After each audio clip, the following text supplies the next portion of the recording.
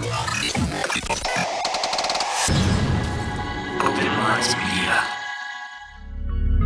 reality we live in can be a very strange place.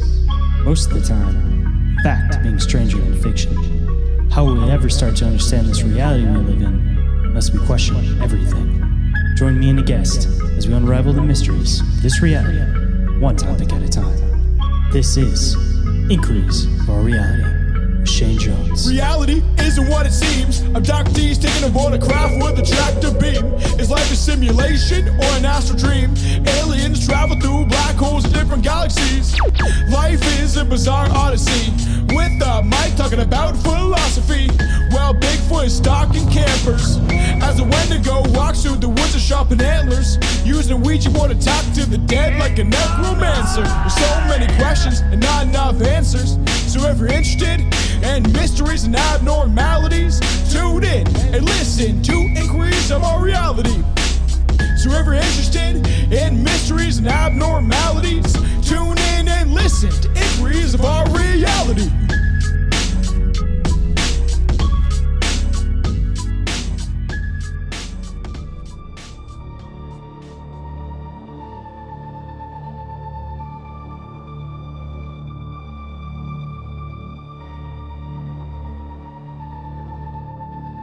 What is up, Inquirers, and welcome to the expanse of deep open-minded conversation.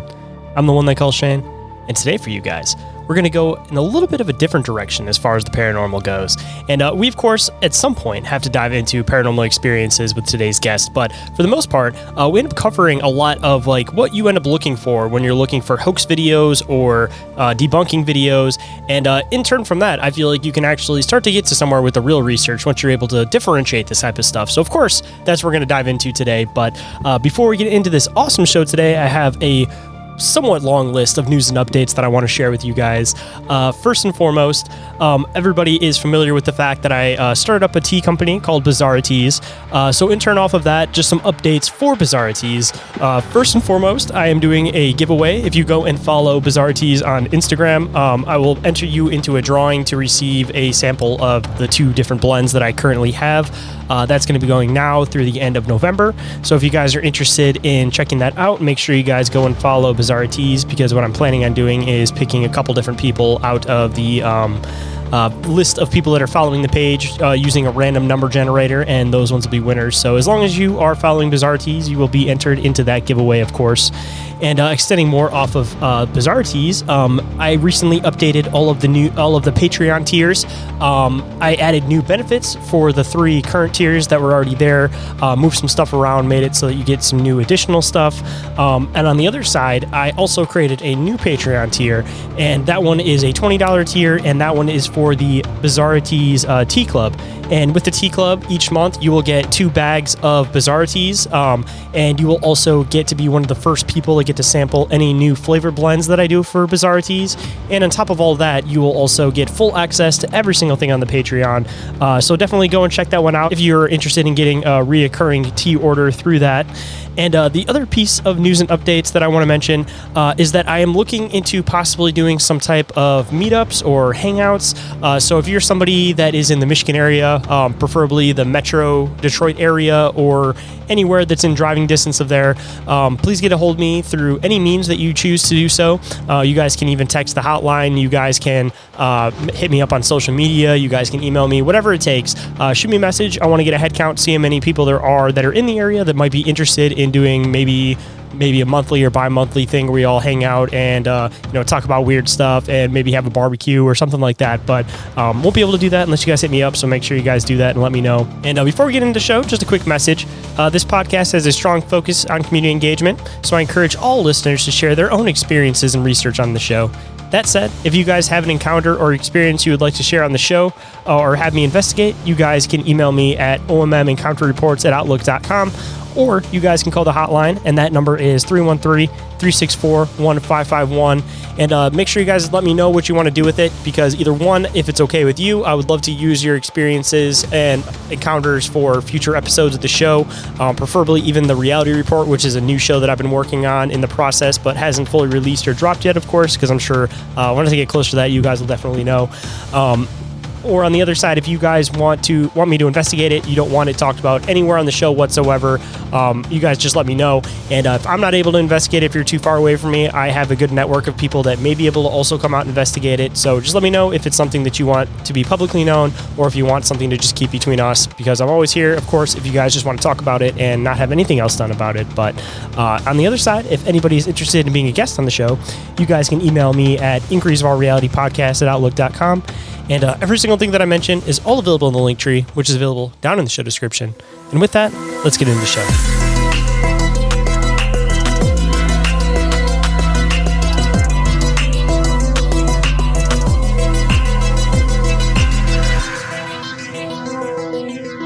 Please welcome to the show, paranormal investigator Nathaniel Elwell. How's it going today, man? Not bad, buddy. How are you doing? Not too bad, man.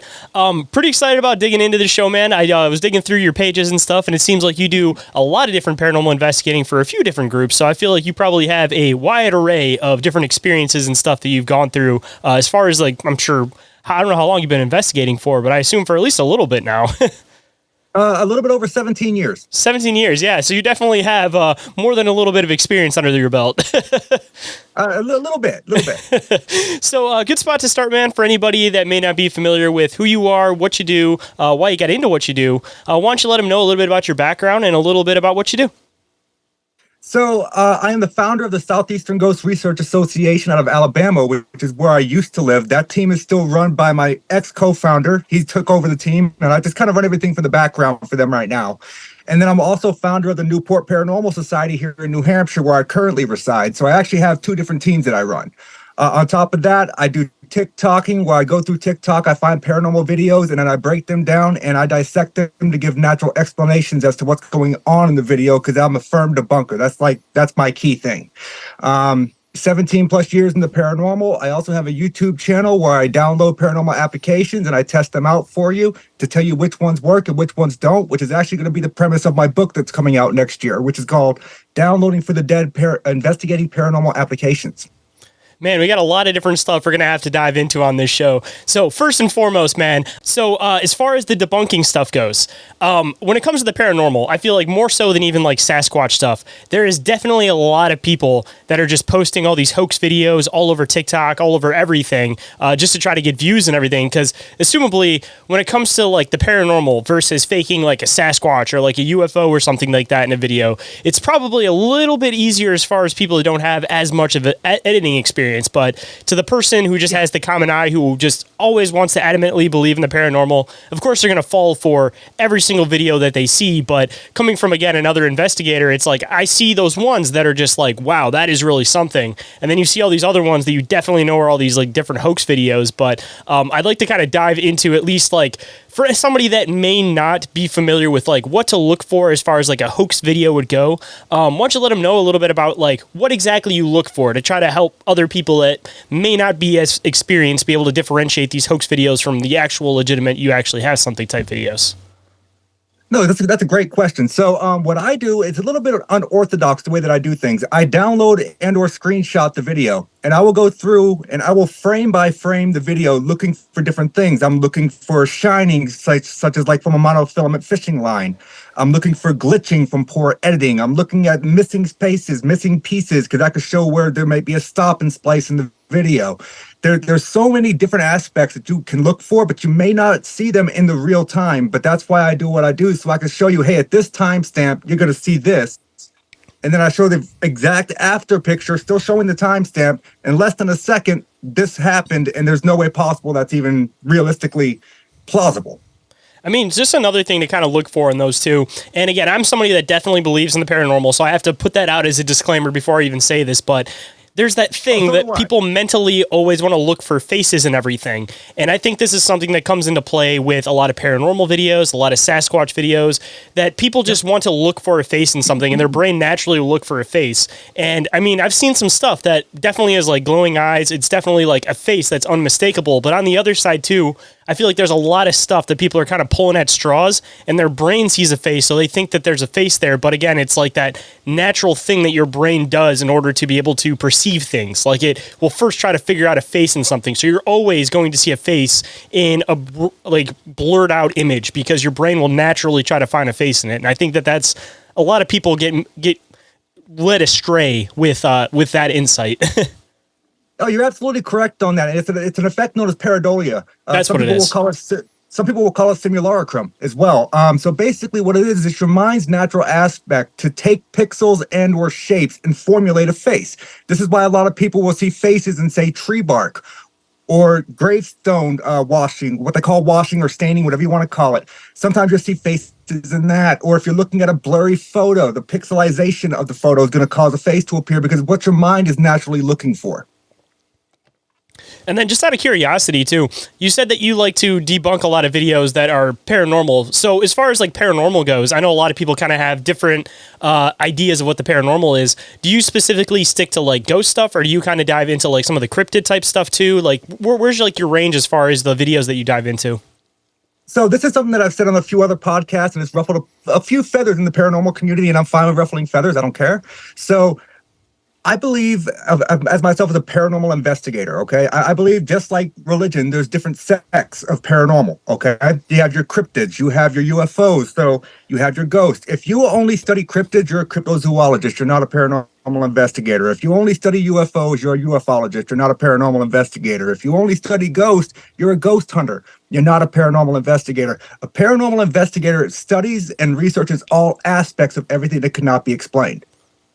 So I like how you kind of differentiated a little bit there, because like I said, I've always kind of grouped Sasquatch, like all these different weird phenomenons, all kind of in with like the paranormal. But I know there's a lot of paranormal investigators that are specifically just ghosts, and a lot of people kind of have that idea in their head that paranormal is strictly stuff that's like spirits or like the demonic or the spiritual kind of realm. Right. But I mean, I guess that's kind of where the differentiation kind of comes in a bit, is with more of the like the new age thought on Sasquatch and a lot of these like UFO type beings, all these different things. Like people are kind of bringing it more into that spiritual realm, that they're coming from another reality, another dimension, where, you know, for a while when people were digging into Sasquatch, they were looking at it strictly as like flesh and blood. So that's kind of how I feel like they were like, all right, this isn't paranormal. Like this is an animal that we're looking for.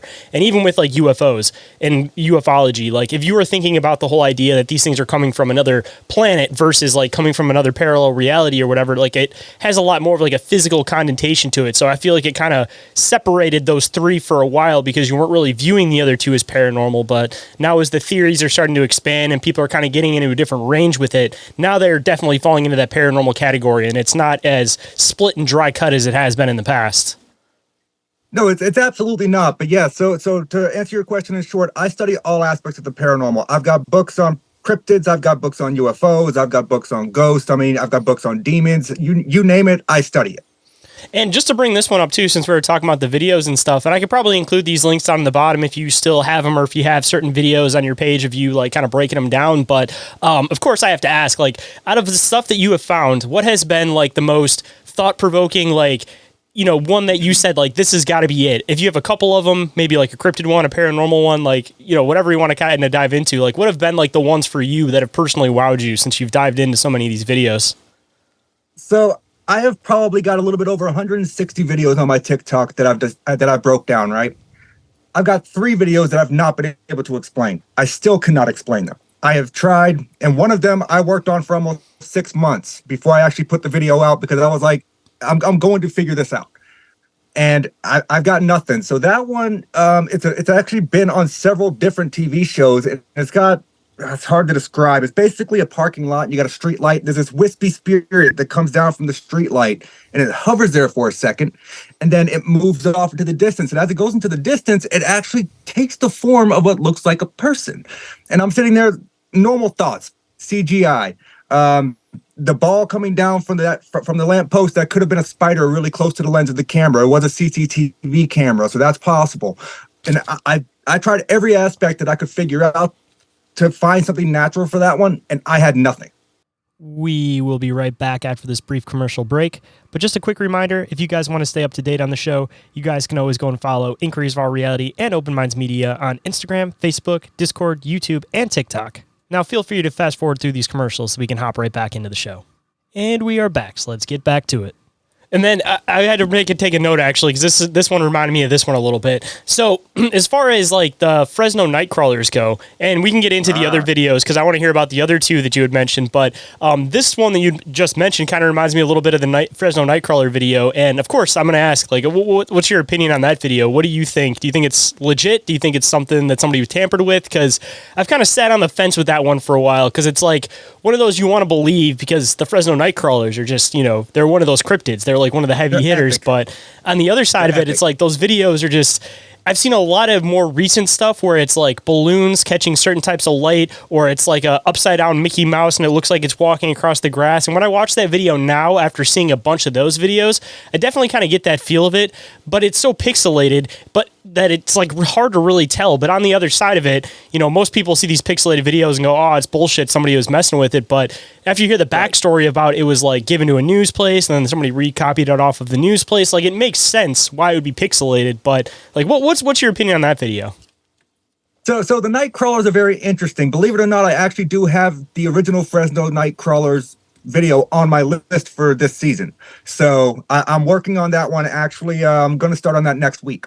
So my opinion is you got multiple things going on here. For one, the clarity of the video, it's very poor, just because of all the recopying, the re-editing, and all that good stuff. And I'm not saying they edited it as in added anything in. I'm saying, the editing that they have to do typically for TV, right? So I think it possibly could be someone on stilts, maybe. But the way that they walk is what gets me, because it's not natural. Even someone with stilts, you can tell if they have stilts on underneath something, because you can see where they split. You can see where their feet. It's just weird. So on that one, I'm not exactly sure yet, but you will know, because I will definitely have a video on it coming soon. Yeah, just to make sure everybody looks out for that one, because I definitely want to hear the rest of your opinion on that one. But like I said, I've always kind of sat on the fence with that one, because I definitely get the like half filled with helium kind of balloon vibes that would also kind of make sense of them walking in the wind and stuff too. But what throws me off on that theory is the fact that there's two of them. Because, like, How weird would it be to have two balloons simultaneously weirdly walking the same way and not catching a pattern? Like, I'm so split on it. It's like a hard video to divide in my head. But it's like I want to believe, but I just have my doubts on the other side, too. Yeah, because I would think two balloons doing that and almost having the same exact fluid motion, the odds of that would be astronomical.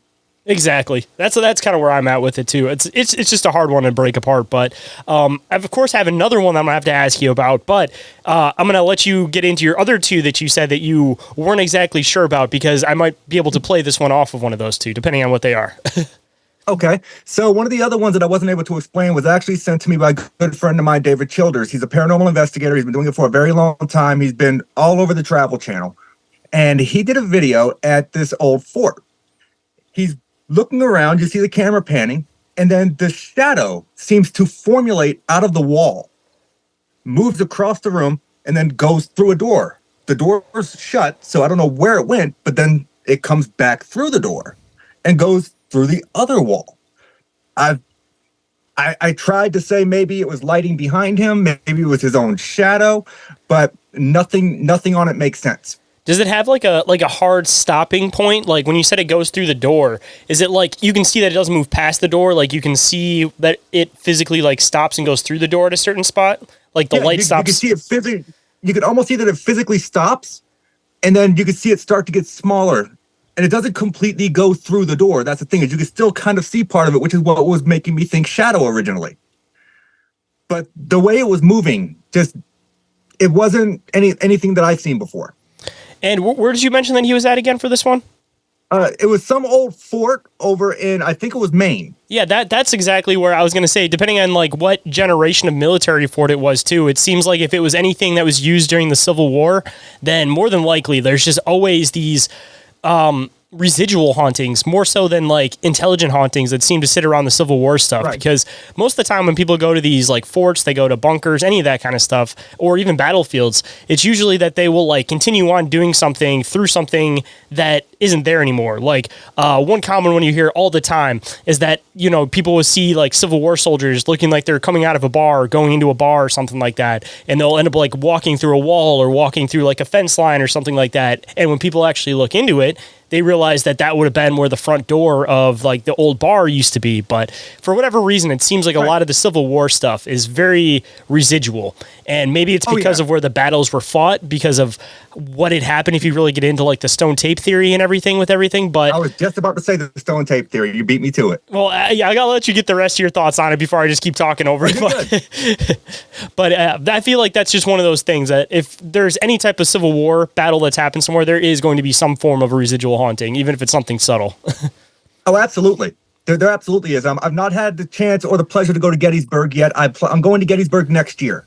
So I'm looking forward to that. I've not had a chance to go yet. I did get to down in St. Augustine, Florida. I did have the chance to investigate the Castillo de San Marcos fort. And that place was absolutely amazing. It's the oldest Spanish-American fort in the United States. And they found a powder keg room. So in the powder keg room, when they originally opened up this wall, it was a brick that fell out and they noticed there was a crevice. So they opened up the wall and they went in there and there was 2 skeletons chained to the wall. Was it did they intentionally put those people in there as some form of like torture or something like that? Or was it that old idea that if you bricked somebody into a building, it actually brought like good luck to the building structure itself? So they believed that the 2 people that were chained to the wall were actually deserters that were being punished. And they were just walled in and left there.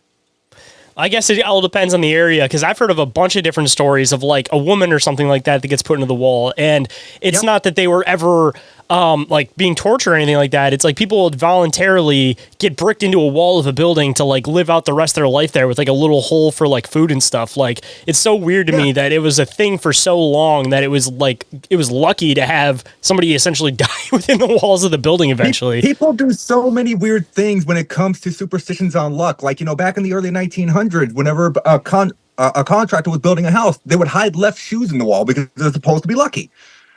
I mean, even the thing with the kids, too, that you'd bury your kids' baby shoes in the basement because then they would never leave too far from home. Like, but imagine digging that up years later. Like, it becomes really, really creepy because then you're wondering, like, why there's a bunch of children's shoes in the basement. Why are there shoes in the basement? That's exactly what I would be wondering. But diving into the last one, of course, too, I want to dive into this other one, of course, that's sent you on a spiral trying to figure it out. I'm trying to remember which one it was because that one was almost a year ago.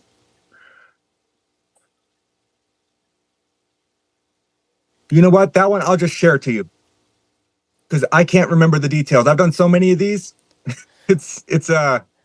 Yeah. Well, I guess I'll leeway into the other thing that I was going to mention about one of the most disputed footages that have ever existed as far as like the paranormal / bizarre community is gone.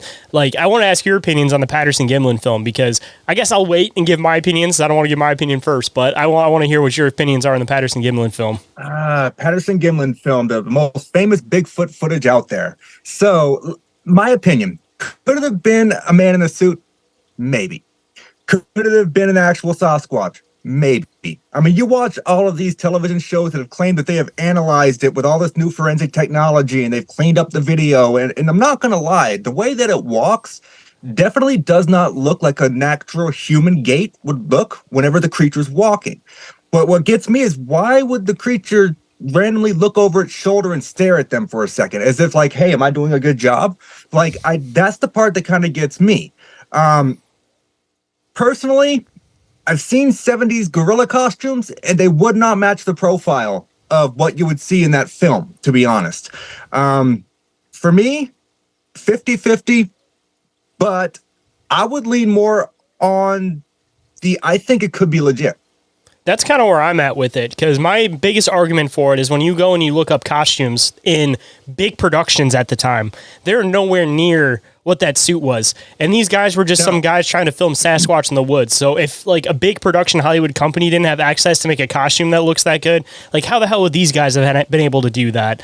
And even on the other side, like the extensions of the body itself, like it's not a normal human structure. Like the forearms are longer, the tops of the legs are longer. And you can actually see like the detail of like breasts, and you can see like a crevice of like where its buttocks and everything kind of fits in. And it's just like detail that you wouldn't add to a costume like that, especially not at that time. And you wouldn't be able to see the muscle flexing that you see from the creature if it was a costume. in my opinion. Because like as it walks, you can literally see like its leg muscles convulse as it walks. I wouldn't think you would get that with a costume.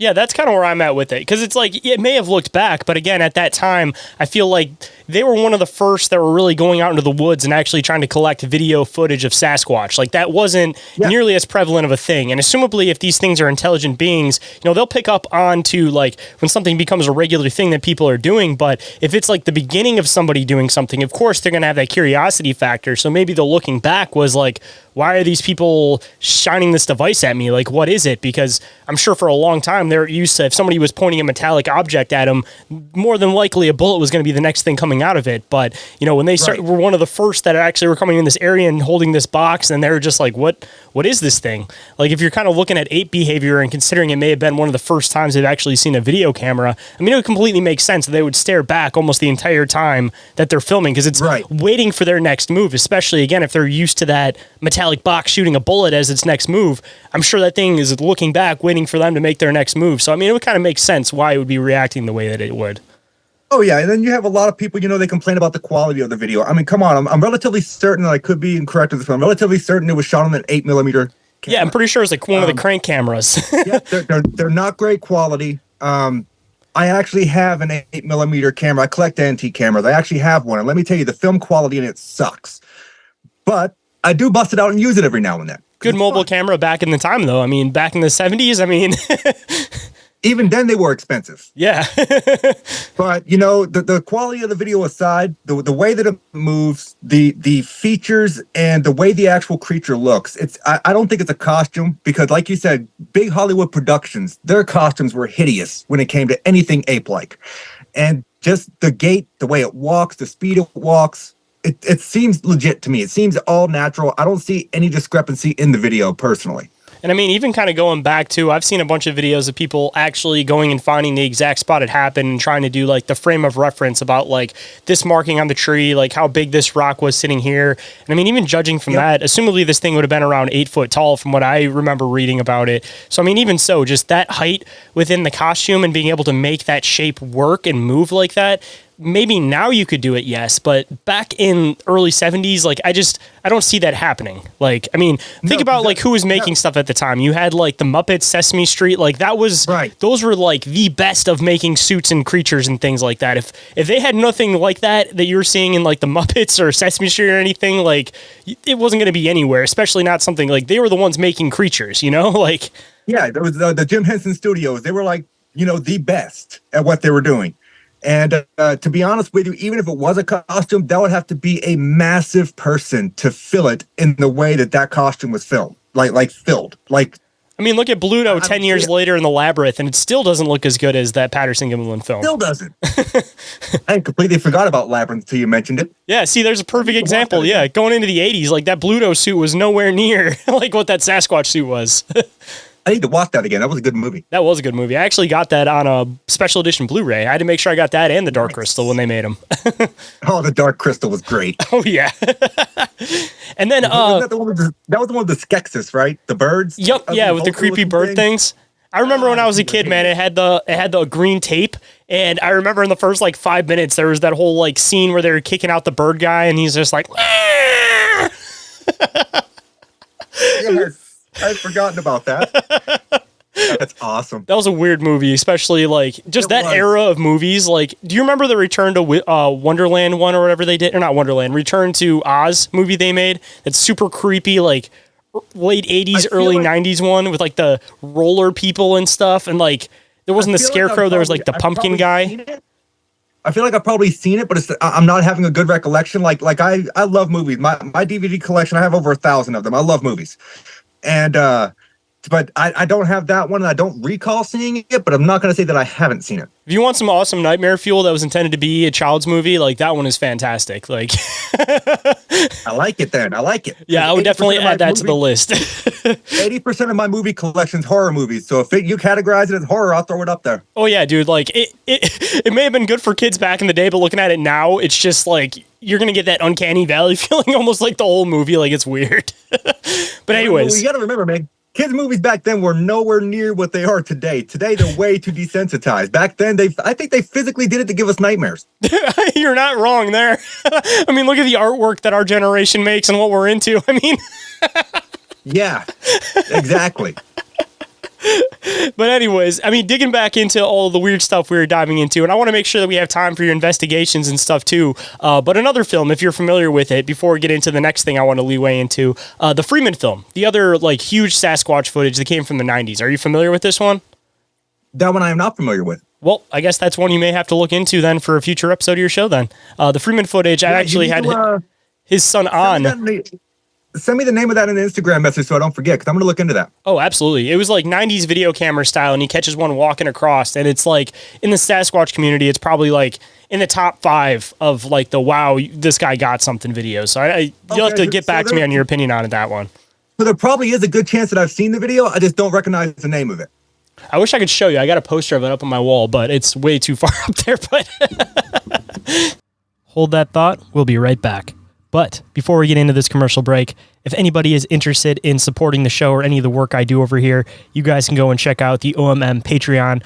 Over there is 7-day free trials available for all of the tiers, and it is constantly updating with new shows and different stuff going on. You guys can also go and check out the OMM merch store, constantly getting updated with new designs, not just pertaining to the podcast themselves, but also cryptid, paranormal, and extraterrestrial related designs. And the third way you guys can support the show, if you guys think I deserve it, is that you guys can leave a 5-star review or rating for the show on iTunes or Spotify. And if you guys leave a 5-star review, of course, I will read on the show and give you guys a big shout out. Now let's get to the commercial break so we can hop back in the show. And we are back, so let's hop right in.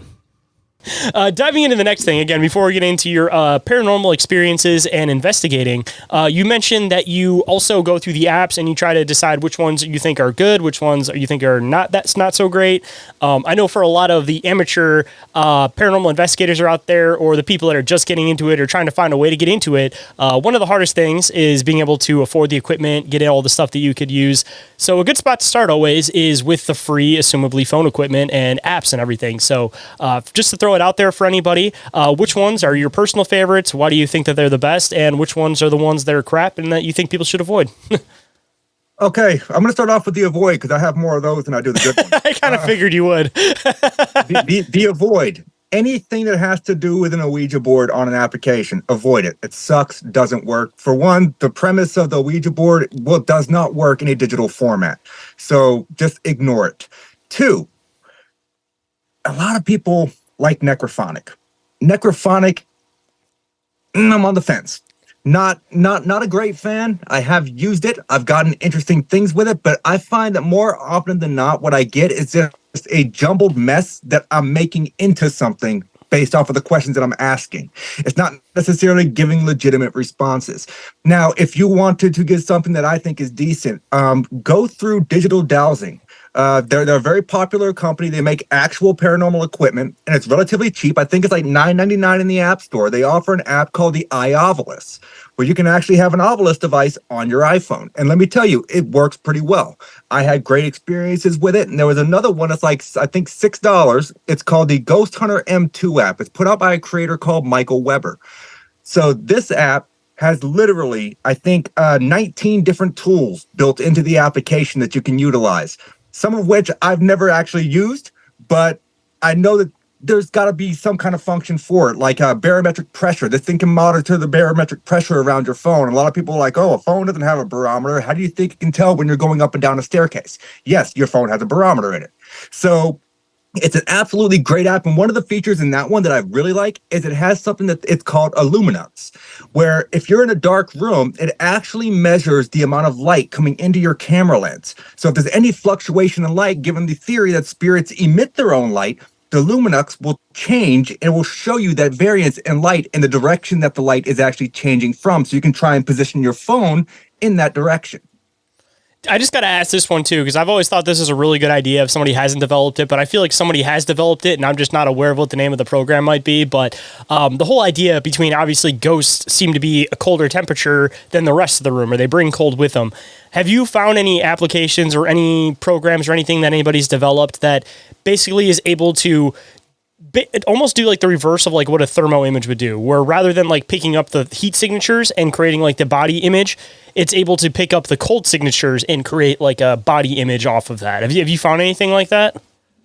So I have not found anything like that personally, but going into theory of lighting and heat and stuff, I mean, in all actuality, if you could download an app to film in positive negative, that might have the similar effect. I feel like that would be like a groundbreaking piece of technology if somebody's able to develop that. Because even if you're just getting like a cold mist, if you can watch it move, like you'll actually be able to pick up the paranormal this way. And I feel like it's maybe one of the only ways that we may be able to do it, unless we find a way to be able to like track whatever electronic particle that they seem to be created out of, unless we are able to figure out what that is exactly, which seems to be a lot farther off. I feel like our best bet to be actually be able to capture some solid images where we can like solid prove the existence of this stuff besides just a quick glimpse in a camera sometimes might be through like reverse thermal imaging. I mean, that's actually an excellent idea. I think it would be a great concept. And you know, it's like the main thing when it comes to these phone apps, right? Is a lot of paranormal investigators or ghost hunters, whatever you want to call them, they don't trust them. Why? Because they're on a smart device. Here's the thing. Every piece of device that we use in the paranormal is based on theories.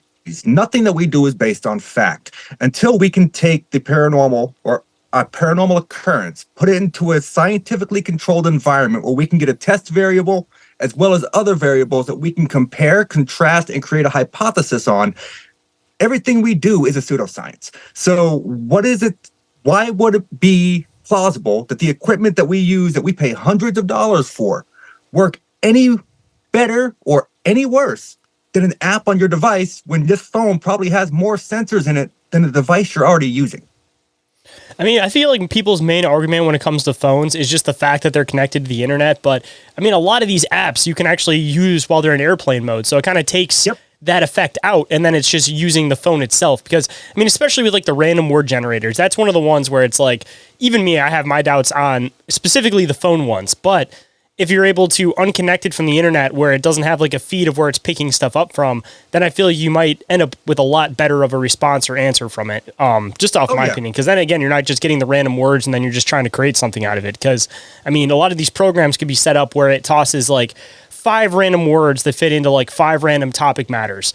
And of course, somebody's going to pick up on this one, somebody's going to pick up on this one, somebody's going to pick up on this one, and somebody's going to pick up on this one. They're all hearing the same line of continued responses, but you know, person 1 through 5, they're all picking up particular words from it. So they're getting 5 different responses out of the same coding, essentially.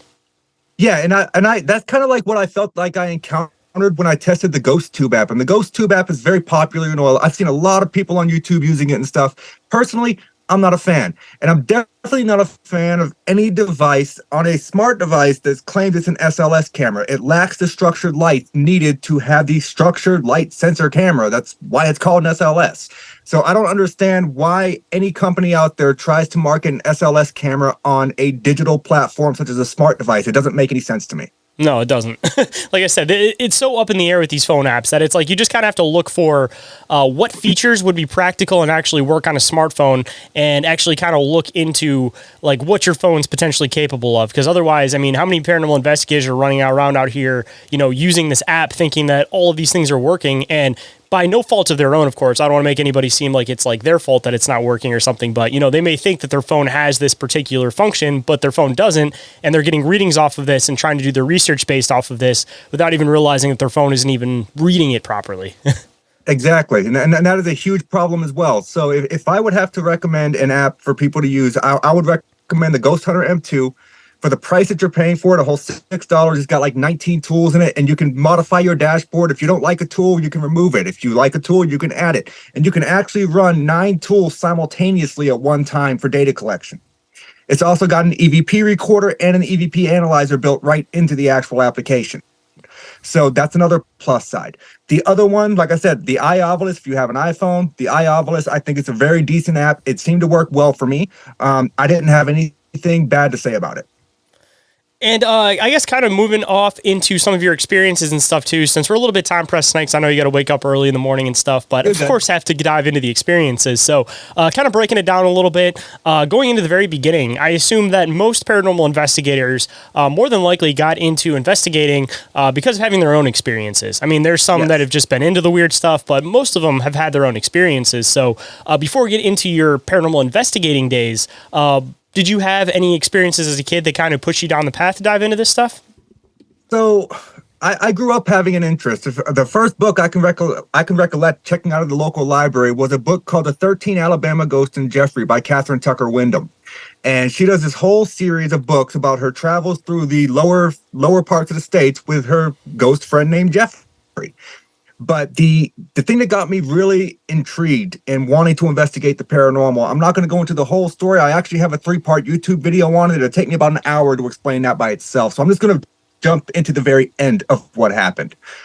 So what got me into actually physically buying my first legit investigation book, my first piece of equipment, was I was married at one point. Thank goodness I said one point. And we were living in a trailer down in a small town called Clayhatchee, Alabama. So my brother used to live in this trailer, and he moved, and he used to tell me that he would feel uncomfortable in the bathroom. So he was like, just make sure you're watching out for that when you're there. I don't know what it is, blah, blah, blah. Just the bathroom feels weird. Now, I never found any historical documentation of any deaths on the property, nothing like that. So what was causing this, I'm not exactly sure. But he was right. If you were in the shower in that room, it just felt off. Now, could it have been electromagnetic hypersensitivity, which is basically where you're sensitive to EMF in the way that it makes your equilibrium go off, or it can give you the chills. It can actually make you physically sick and break out in hives as well. So could it have been that? Maybe. But that doesn't explain me coming home from work, because back then I used to work night shifts. So I would go in at 4, I'd get off at 2 in the morning, sometimes get home at 3. My ex-wife would leave the kitchen light on for me. I would see shadows moving in the light. And I would get up and be like, oh, I wonder why she's still awake. Go inside and everyone in the house is asleep. So what were the shadows? That was really weird to me. But the moment that got me into wanting to look further into this was I went to bed one night and I was sleeping. And I don't know if you've ever experienced this or if anyone watching this has experienced this, but I had a bout of what's called sleep paralysis. Oh, dude, I'm a continued experiencer of sleep paralysis. I'm completely been in that realm. And let me tell you, it is one of the freakiest things. If you've never experienced it, which you said you have, so you know what I'm talking about. It is one of the freakiest things you could ever experience. And, it's probably 30 seconds, let's be honest. But when you're in that frame, it feels like it's hours. Yeah, every second drags on. It does. Well, when I finally shook it off and rolled over, there was a figure standing at the foot of the bed that drifted backwards into our hallway. And I could see it clear as day. Black mask that was blacker than black, because out there we had no street lights. So when the lights went off, it was dark. You couldn't see your hand 2 feet in front of your face. So for me to be able to see this shadow at the foot of the bed really struck me as odd. It drifted backwards into the hallway, and as I watched it dissipate, the light bulb in the hallway actually got really bright and then blew up. Almost like it surged its energy. Almost. That would be the best way that I could explain it, would be a surge of energy, because the light bulb got bright and then it broke. And that was the moment I was like, I don't know what the hell just happened, but I want to know. That sounds like a paranormal flex. Like it was showing I can't just manipulate power. I can push so much power into something I can make a light bulb explode. Like I feel like that's like a flex in the paranormal world. It was something that, like I said, anyone watching this may not believe me, and that's okay. It's my experience. So it's one of those things that if you weren't there and you didn't see it personally, you're going to be like, this motherfucker's nuts. Man, when it comes to those shadow people experiences, though, those things are like, I don't know, they don't function the same as like a normal spirit or like ghost. Like they seem to always be more physical than like the typical ghost of like what people would typically imagine. Yeah, they seem to be not only like in a more physical aspect, they almost seem to be want to be more dominant of the area. They seem to want to be in charge. Or like they're there for like they have a purpose or like something that they're intentionally trying to do there, where it seems like ghosts are kind of just ominously kind of wandering around, like they don't know where to go, what to do. But like these shadow people, they're on a mission. They know what they're doing. They come in, they do their thing, they freak you the hell out, and then they disappear before you can even figure out what the hell's going on. And that's literally how it goes. So, I mean, of course, now that you've kind of dug into shadow people before you dive into the rest of your experiences, I have a lot of different kind of scattered theories and ideas on shadow people, but what have you picked up? What's kind of like your ideas on shadow people or this weird phenomenon? So it's a broad phenomenon. I mean, you have several different people who have seen what's called the Hat Man, which is typically a type of shadow person. I am not completely convinced that a shadow person is a demon. Some people will say it is. I don't like to use the word demon. I've been investigating the paranormal for over 17 years. I've never encountered a demon. So are they as common as TV is going to make you believe? No. So me personally, I'm more curious as if they maybe fall into the realm of some form of interdimensional being. Maybe not an actual spirit, but something that is crossing into the plane that we just happen to catch at that moment in time because it literally stands out. You can't miss them when they're there. And if anyone out there is a novice investigator, the first time you experience a shadow person, you will know it's a shadow person because they literally are blacker than black. Yeah, you'll be in the pitch black and you'll see the shadow that's moving within the pitch black room that there's no light coming into. Like, it's weird. It is. It's completely weird. But I would fall more on the theory that perhaps they're more interdimensional beings than they are actual spirits.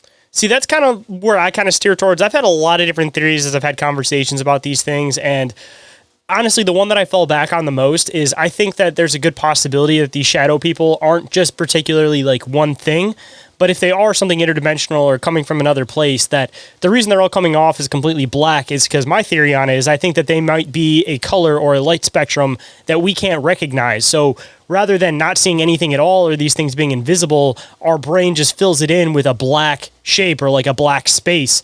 And it's not that these things are like actually that color, it's just that we perceive them as that color because we can't actually perceive them, so our brain just kind of fills in the gap.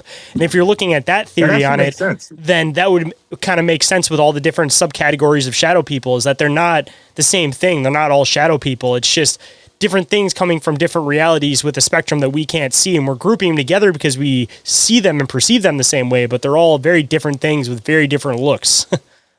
No, that actually makes a lot of sense when you break it down that way. I mean, I could see that as being a very legit theory. Hold that thought. We'll be right back. And we are back, so let's hop right in. See, on the other side, the other one that I was kind of going back and forth into is kind of getting into the dimensional concept that, you know, you hear about this whole concept of like a void dimension or like this void space. So assumably, you know, there may be some type of consciousness or something that inhabits that space. And if it's a void that has no shape, no structure, but it still has consciousness, then, you know, there might be these things that don't necessarily have a solid physical form. So they kind of just will morph into whatever shape of whatever that they want to be. And then this is kind of where things kind of get weird, where people kind of get into the biblical ties is, you know, you think about these disembodied consciousnesses or disembodied beings, and it sounds a lot like demons. So like you said, a lot of people kind of put these things together as demons, but I don't necessarily think they are demons, but they may share some of the same characteristics as what people would perceive as demons. But again, just maybe a consciousness that's coming from a void dimension that doesn't have a shape because it comes from a void plane or void dimension.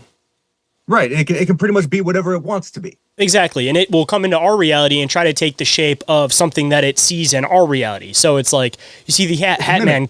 Yeah, exactly. It mimics the shape of whatever it thinks you might be the most familiar with. Right. Or try not to be seen at all, which is when you have those wisps, which they just disappear into the distance. And they can move extremely quick, too. And yeah, so I mean, kind of going into that one too, I feel like those ones specifically might fit more into that we can't actually perceive them thing, because it's like, you know, what would be the reason for that thing to take a form if it didn't want to be seen in the first place?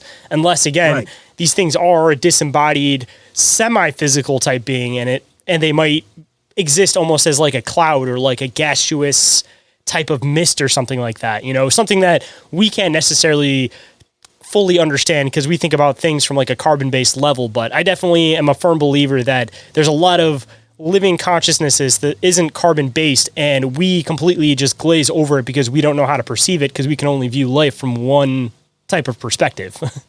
Right. And that, you know, that actually kind of goes back to what I was saying about how they feel like they need to be in charge too. Maybe it's not that they feel like they need to be in charge. Maybe they're giving that domineering perception because they're looking at us trying to study what we are. Perhaps they don't exactly understand what we are. Yeah, so exactly. It's like how we would be trying to like study an animal in nature. Sometimes you like you like grab them, you touch them or whatever, but like it may not be as dark as what people perceive it is. But even in that, I mean, just like people, assumably, if these things are a vast type of being or consciousness or another race of type of beings, you know, there's going to be a wide range of thoughts and intentions behind those. So, you know, you've heard of good shadow people stories, and on the other side, you've heard a lot more bad shadow person stories. So it's like, you know, Right. just because you experience one doesn't mean that they all have the same motivation and the same purpose. Right. So hopefully you get one that doesn't have some type of dark purpose. Yeah, that would be a huge plus. And kind of diving back into your experiences, I know that you mentioned that you had started 2 different paranormal investigating groups. So maybe we can start with some of your favorite experiences you had with the first one, and then we can move into your second group, because, again, they take place in 2 different areas, so I guess kind of covering base on 2 different places. Right. So one of my favorite experiences when I was down in Alabama, I used to go to St. Augustine, Florida every year for a week on vacation and just investigate different areas throughout the town. There was at one point I was invited in to investigate claims of Native American spirits at the Ponce de Leon Fountain of Youth Park. So they let us set up tents, they let us camp there overnight, and we physically heard what sounded like ceremonial drum beating. And we could not find a natural origin for it. We actually have it on recording as well. I've never been able to figure out where that came from. It didn't really scare me. It was just more like, what is it? Where is it? And why can I not see what's causing this noise to happen? And then one of my favorite places I ever investigated with that team, there's an old town called Elba, Alabama. Okay. They were the home to the original Coffee County Jail. We got called in by a group of people called the JCs. I don't know if they have JCs in this area or not. But basically, they put on a haunted house every year at the old jail. I mean, what better place to throw a haunted house than an old, decrepit, abandoned jail, right? Is that like a charity organization or something like that? Because I'm from up in Michigan, so where you don't have JC, whatever. I'm not sure what that stands for, but Yeah, I don't know what it stands for either, but I know it's like a charitable organization that like does things for the community and such. Gotcha. And so it's like a Lions Club or something like that, then, right? yes, similar. So they called us in to investigate this old jail because people were claiming, oh, that was a great actor back there. Well, we didn't have anyone stationed back there. We weren't even supposed to be back there. And so it was starting to freak out the people who were working at the haunted house. So we get in there and we set up 2 cameras by the solitary cell. So upstairs it had a bullpen style setup where it had 9 different cells, but each cell could sleep 8 people. Downstairs they had 3 single cells that had 2 bunks and then a solitary cell by itself. The solitary cell door had not been opened in so long that it took 2 cans of WD-40 and 6 people to open. So there's no way possible that door should have done what it did, because we got it open. I had a camera set up on the front side of it, and I had a camera set up on the outside of it looking into the cell. I go in to do audio work, and I'm in there for maybe 10 minutes, maybe 15.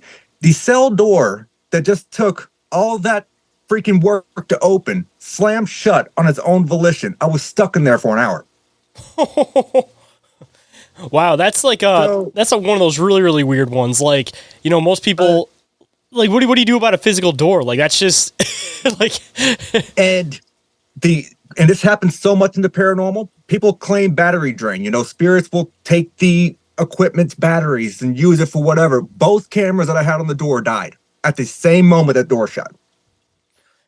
And was it like completely like rusted shut too? Just out of curiosity, like I'm trying to figure out mentally like how a spirit would be able to like open and shut a door like that if like physical people can't open or shut it. Like, just imagine the strength of whatever that thing is if it's able to do that, like with its spiritual energy versus like 6 dudes physically sitting there like yanking on the damn door. Like, that's crazy to think about. Yeah, I can tell you that those hinges, the door itself, as far as being rusted shut, the locking mechanism on the door worked just fine. It was just the hinges on the door were so rusted that we couldn't open it. And then this ghost is just boop, shut. Like it was nothing. Let me tell you, there's not many times in my career of doing this that I have had a about shit my pants moment. That was one of them. Did you have any idea of like who or what may have been the thing doing this? Because it seems like it may have been one of those things that if there was like a warden or something like that that had passed away in this building, like it seems like a mannerism that a warden would have continuously done all the time, so he may continue on doing it into death, you know? So I cannot say that this was actually who it was for certain, but what I can tell you that in 1972, when we actually investigated the location on the 20th anniversary to the day of his death, Sheriff Neil Grantham was shot to death by a former inmate on the steps of the Old Coffee County Jail. So he's just trying to make sure all the inmates are staying locked up so nobody else gets shot, eh?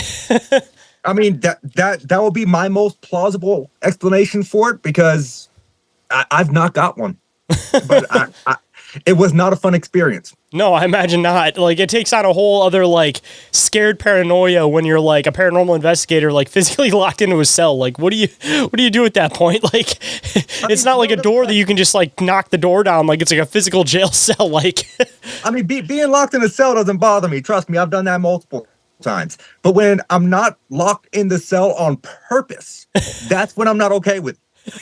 Start getting into old habits. Give me a spoon. Start digging at the wall. Pull from Shawshank Redemption. The good news is you don't have to look out for guards this time. Right? You can just keep digging in with that spoon. So that place was amazing. Sloss Furnaces in Birmingham, Alabama. That place was quite awesome. We didn't really capture anything there. I'm a huge history buff, so just the history of the location was really cool for me. The only thing that we really experienced there was we heard someone scream from one of the catwalks that's about 55 feet in the air. So the ladders going up to those catwalks are so decrepit, I promise you no one was up there. What's the history of that place too, if you don't mind me asking, just to get a little bit of background on it?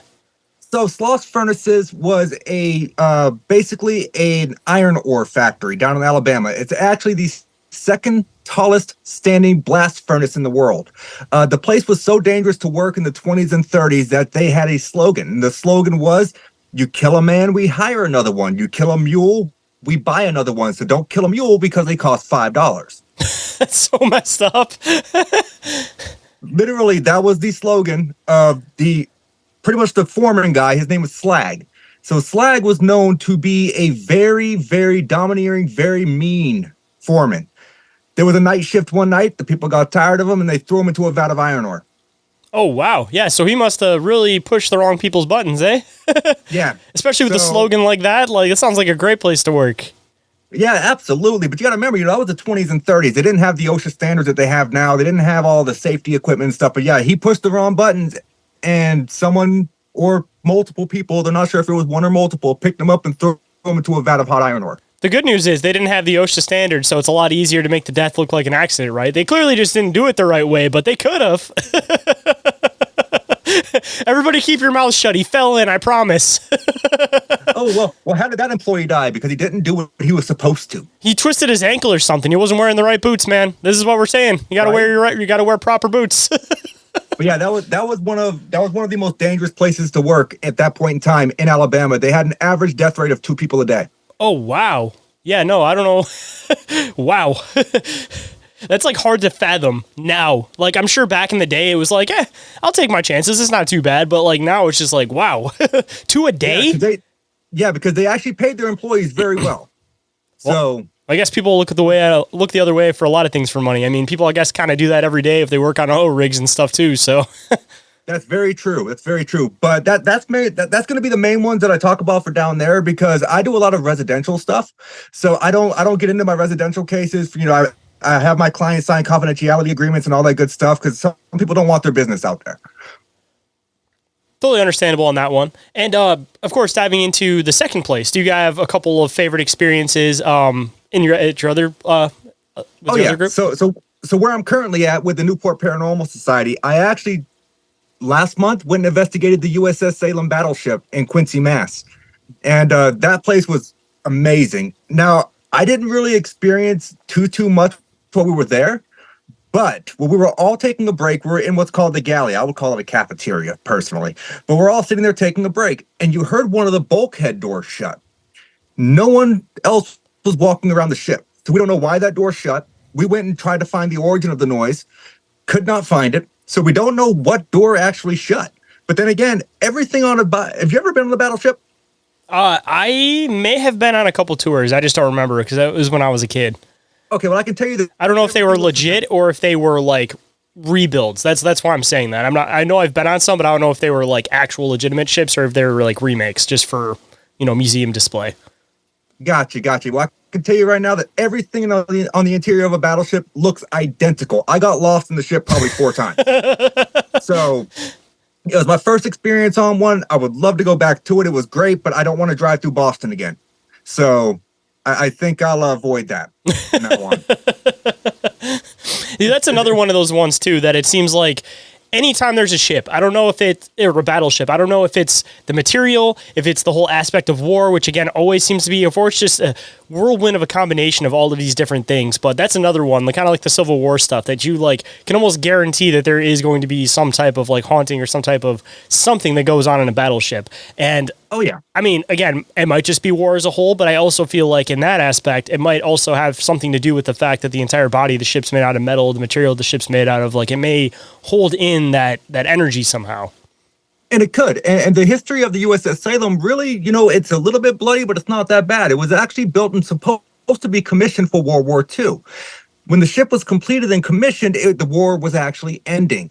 Most of the deaths on the ship did not come from war. They came from an earthquake recovery mission where they had a huge earthquake over in the Ionic Islands. I think it's Ionic. I'd have to look up the actual name of it, Ioditic or something like that, where 100 people died aboard the ship. Oh, wow. That's a weird one, too, because it wasn't even from, like, battle itself. Like, No. honestly, I would have assumed that maybe it would have been something like, the deck or something got soaked with blood, because I feel like that's something too to take into consideration with these ships, is like if there is a lot of bloodshed and it literally like soaks into the ship itself, like there is part of somebody that's always going to exist within that ship. And if it's a bunch of people that have been massacred on a ship, then there's a part of a bunch of different people that it's always going to exist within that ship unless you completely, I guess, tear up the deck. But I mean, I feel like there's more to it than just that though, but yeah, because people look at, like you said, battlefield, blood stains the field, That's why people go there. Blood stains the field. But it's just like if you go to a historic location, the history stains the walls just the same. So, it soaks in everything. And that's the great thing about the paranormal. Inquiries of All Reality will be back after this brief commercial break. But just a quick reminder, don't forget to go and check out the awesome sponsors of the show: IKNOWSQUATCH, Cryptoteeology, Snarly Owl Natural Products, Oregon-ite, Dimension Devices, and Big Ape Threads. More information and discounts for those are all available down in the show description. Now feel free to fast forward through these commercials so we can hop right back into the show. And we are back, so let's get back to it. So one of the places that I did get to go up here, and I did not have any experiences, and I was extremely disappointed considering the fact that I physically slept in a spot where they found a dead body. I investigated the Lizzie Borden house in Fall River, Mass. No experiences all night. I slept on the floor where they found Mrs. Borden's body, hoping that would elicit something. Nothing. It was an extreme disappointment for me. See, I feel like that's one of those houses that there may have been something going on there at one point, but now it's just had so many different trains run over it that if there was anything going on there, it's gone now, which is like one of my biggest fears with a lot of this paranormal stuff. When like, somebody buys the place, they have paranormal investigators, they'll come in every couple weeks. Like that's one thing. But like when people will buy like a haunted location and turn it into like, either a haunted house, like an actual like jump out haunted house, or on the other side, they do these like continuous all day long paranormal tours and they turn it into like an industry.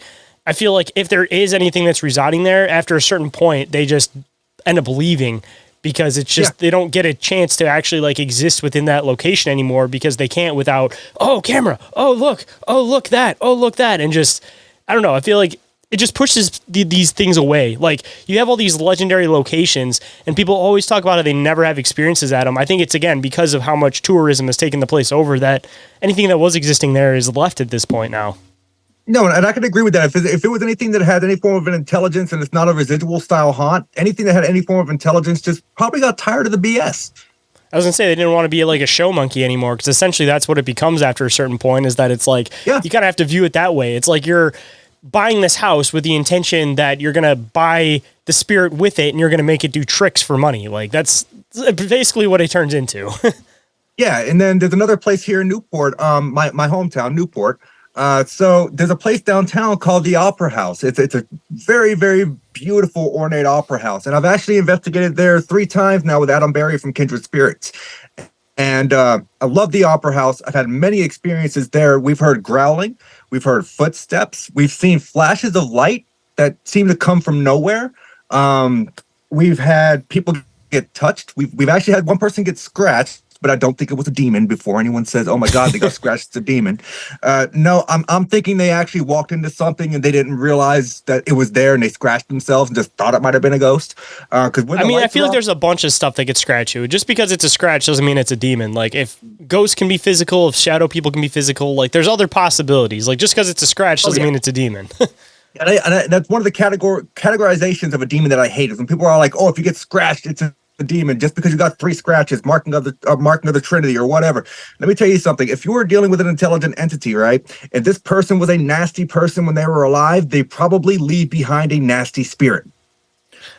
Just my idea, man, with demons. These things, they want to get back into bodies. They want to manipulate humanity. So why is a demon going to sit around and hide in a place with no people? Like, if you really break it down, like, it doesn't really make any sense. They're going to want to be where the people are, because the people, they want to deceive people. They want to mess with people. Like, that's their whole purpose in life. So it's like, if you're going to this abandoned paranormal place, you're not going to run into a demon because there's no fuel for them there. There's no food for them there. Like, there's no reason for a demon to be in an abandoned place with no people around. It doesn't really make any sense if you really break it down, you know? No, I agree with that 100%. That's like one of the reasons I want to go to Waverly Hills so bad. I've not yet been to Waverly Hills, but I want to go to the 4th floor, and I want to see if I can experience the creeper. A lot of people run from the creeper. I want to see the creeper. See, and I don't think he's a demon either. He's just, again, a creeper. I don't think he's a demon at all. I just think it's some kind of weird metaphysical being that gets its rocks off scaring people. I mean, on the other side of that, though, you got to take into consideration, even if you were a good, happy person in life or whatever, if you get stuck in that paranormal realm, I mean, it might just become a means of entertainment to just scare people. I mean, just because something becomes powerful or scary or, you know, it doesn't necessarily mean that they were an evil person in life either. It means either one, you know, there's a good possibility they want to be left alone, or 2, you got to find a way to entertain yourself when you're on the other side, because there's not much else you can do, right? I, for one, know that I have a list. I fully plan on entertaining myself. See, that's what I'm saying. Like, nice person, but on the other side, you know you're going to go and scare the hell out of people, because why not? Oh, most definitely I will. And then as soon as you get them into that position where they're about to cry, you're like, "Oh, by the way, it's me, Nathaniel." By the way, ghosts are real, and then you just disappear. Right? So some of the other places up here that I've been to, that people want to check out if they're ever in the New Hampshire area, you know, it's a beautiful area if you've never been here. You got America's Stonehenge over in Salem, New Hampshire. If you drive 20 minutes east of America's Stonehenge, you can go and investigate and or tour the Robert Frost farmstead. If you don't know who Robert Frost is, he's one of the most famous American poets in the United States. So his farm is actually in Derry, New Hampshire. Cool thing about that farm is if you go a quarter mile into the woods behind the field, when the state of New Hampshire decommissioned their payphones, they just stuck them off in the woods behind the farmhouse. So there's just a bunch of payphones just in the middle of the woods over there? Bunch of random payphones. Everybody was wondering where they went. They're all right there. And that one actually I found off of Atlas Obscura. And it's claimed that if you walk through there, they call it the telephone graveyard, that you can hear the phones ringing. That makes you wonder if it's something residual or if it's just something that, like, your brain wants to hear it, so you'll start hearing it, you know? Or maybe it's even something mechanical within the device itself. Who knows what they put into those things? That's true, yeah. I mean, if there's any type of, like, vibration or something like that, maybe it's, like, rings like a certain little bell or something. Right. Yeah, something weird to think about. So that place is pretty cool. But you got the Opera House here in Newport, and actually right down the road from me, literally a 5-minute walk, they have the old abandoned Sibley Scythe Mill. So the scythe mill, before it closed down, actually produced 85% of the scythes that were used to clear the Panama Canal. Oh, wow. There's a lot of awesome history there, man.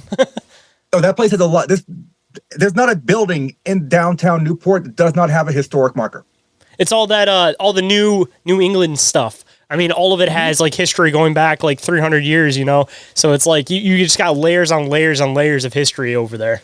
Oh, yeah. And then, you know, there's always Salem, Massachusetts. Everyone loves Salem, Massachusetts. Everyone wants to visit Salem, Massachusetts. Oh, I want to go during Halloween time. No, you don't. No, you don't. Because otherwise, you're going to be waiting in line for an hour to do anything. I had a Paracon that I went to the 18th through the 20th last month, where I was guest speaking at a Paracon. Yeah, I took a wrong turn leaving the South Campus University and ended up in downtown Salem. Took me 45 minutes to drive 3 miles. Oh, yeah, no. I was going to say, you got to go off season for that one. You got to, like, go to Salem in the middle of winter or something. July, there you go. Yeah, middle of summer, because nobody's trying to get spooky. Actually, maybe some people are trying to get spooky in the middle of summer. Some people, but let me tell you, Salem is a beautiful place. If you've never visited, a lot of history. You got the witch house, which is actually technically Judge Jonathan Corwin's house. You have the birthplace of Nathaniel Hawthorne. You have the House of Seven Gables. You have one of the oldest candy stores in the United States that still manufactures candy, and I mean, it's a lot of history. Yeah, it is super duper cool. That's like half the battle, man. With the paranormal stuff, it's like, with Sasquatch, you got to enjoy being in the woods. But on the other side, with the paranormal stuff, you got to appreciate history. Because even at the end of the day, if you don't find anything, at least you're digging in some history, and it's fascinating all the same.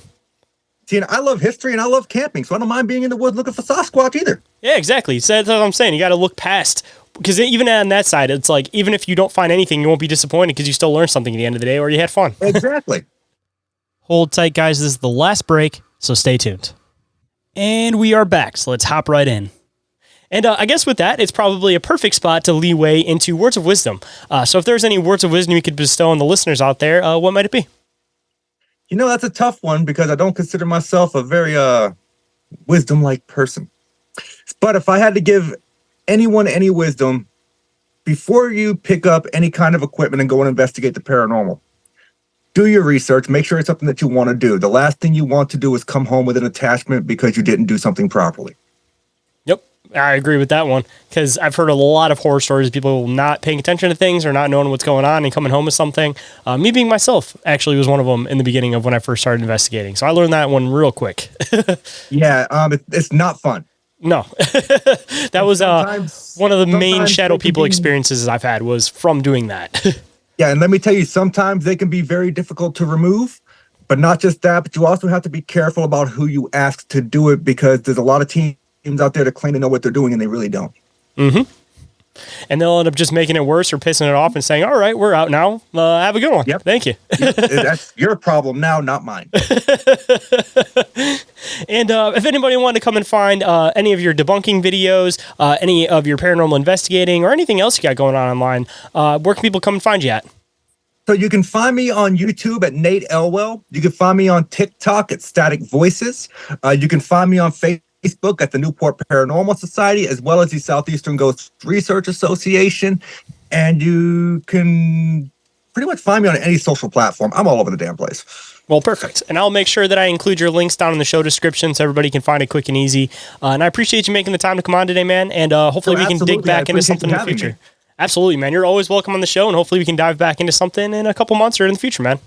That sounds good, because I'm sure that there's a lot that we still have not discussed. So. Oh yeah, for sure. Especially that one video that you mentioned, and I got to hear your thoughts on the Freeman footage when you dig into that one. Oh, and the night crawlers. Yes, and the night crawlers. If anyone would like to get in touch with me for any reason whatsoever, you guys can do so through emailing me at increaseourrealitypodcast@outlook.com or through social media. Instagram or Facebook are the two that I'm the most active on.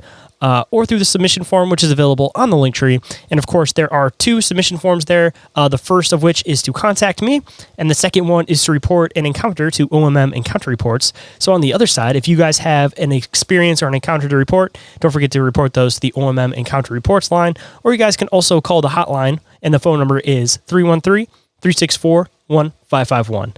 And every single thing that I mentioned is all available in the Linktree, which is available down in the show description. And with that, hope you guys enjoyed the conversation. Hope today's show has connected some dots in your own reality, and I'll catch you on the next one. Have a good night, everybody.